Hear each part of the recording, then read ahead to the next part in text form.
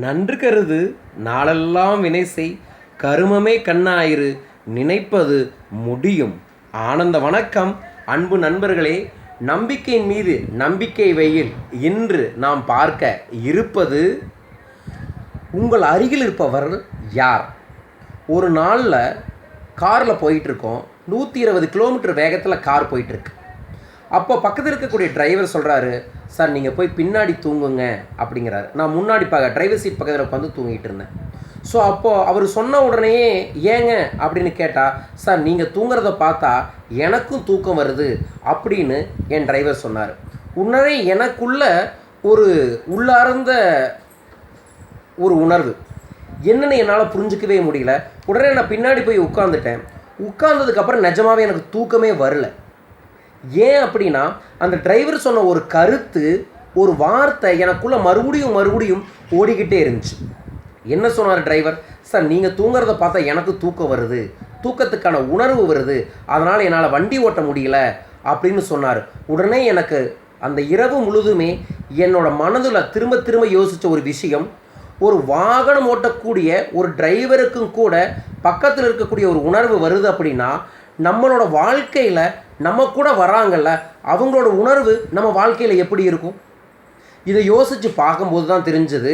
நம்ம சில டைம் என் கூட நிறைய பேர் இருக்க சொல்லுவாங்க, சார் உங்கள் கூட வந்து என்ன கிடைக்குதோ இல்லையோ, ஆனால் உங்கள் கூட இருந்தால் ரொம்ப ஆனந்தமாக செம கான்ஃபிடெண்ட்டாக வந்துட்டு போகிறேங்க, அதனால தான் உங்களை அடிக்கடி உங்கள் ப்ரோக்ராமுக்கு வரேன், அடிக்கடி உங்களை வந்து சந்திக்கிறேன் அப்படின்னு சொல்கிறாங்க.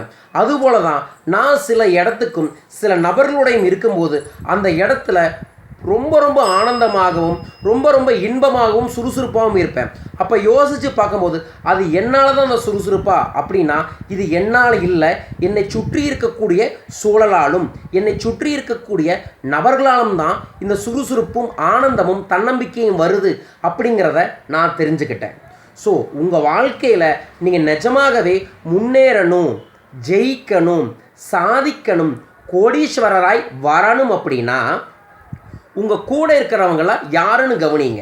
உங்கள் கூட இருக்கிறவங்க சோம்பேறிகளாகவும், உங்கள் கூட இருக்கிறவங்க தோல்வியை பற்றி பேசுவராகவும், பிரச்சனைகளை பற்றி பேசுவராகவும், எதை கேட்டாலும் புலம்புவர்களாகவும் இருந்தால் உங்கள் வாழ்க்கையில் அந்த உணர்வு வந்து உங்களுக்கும் அது ஏற்படும். இதுவே உங்கள் கூட இருக்கிறவங்க ஆனந்தமாக, சுறுசுறுப்பாக, ஆற்றலோட, தன்னம்பிக்கையோடு இருந்தாவே போதும், உங்கள் வாழ்க்கையும் அதை நோக்கி போகும். ஆம் நண்பர்களே, உங்கள் அருகில் இருப்பவர்கள் யார் என்று தெரிந்து கொள்ளுங்கள். உங்கள் அருகில் யார் இருக்கிறாரோ அது போலவே தான் உங்கள் உணர்வு இருக்கும். உங்கள் உணர்வு எதுபோல் இருக்கின்றதோ அதுபோல் தான் உங்கள் வாழ்க்கையும் இருக்கும். இதைத்தான் நம்மளோட பணவளக்கலை பயிற்சி வகுப்பில் நான் சொல்லுவேன். நீங்கள் கழுகாக வாழ ஆசைப்பட்டீர்கள் என்றால் தயவு செய்து கழுகு கூட்டத்துடன் வானில் பறங்கள். தயவு செய்து கோழி கூட்டத்துடன் தரையில் செல்லாதீர்கள். ஆம், கோழி என்ற உயிரினம் தரையில் இருக்கக்கூடிய புழுக்களையும் அழுக்களையும் தான் தேடி கிளறி தின்னும். ஆனால் கழுகு மழை வந்தாலும் மேகத்தையும் தாண்டி பறக்கும். நீங்கள் கழுகாக வாழ ஆசைப்பட்டால் கழுகுடன் பறக்க ஆரம்பியுங்கள். அதுபோலதான் உங்கள் வாழ்க்கையில் எதை அடைய வேண்டும் என்று நினைக்கிறீர்களோ அதற்கு உரிய சூழல்களையும், அதற்கு உரிய நட்புகளையும், அதற்கு உரிய நண்பர்களையும் உங்கள் அருகில் வைத்து கொள்ளுங்கள்.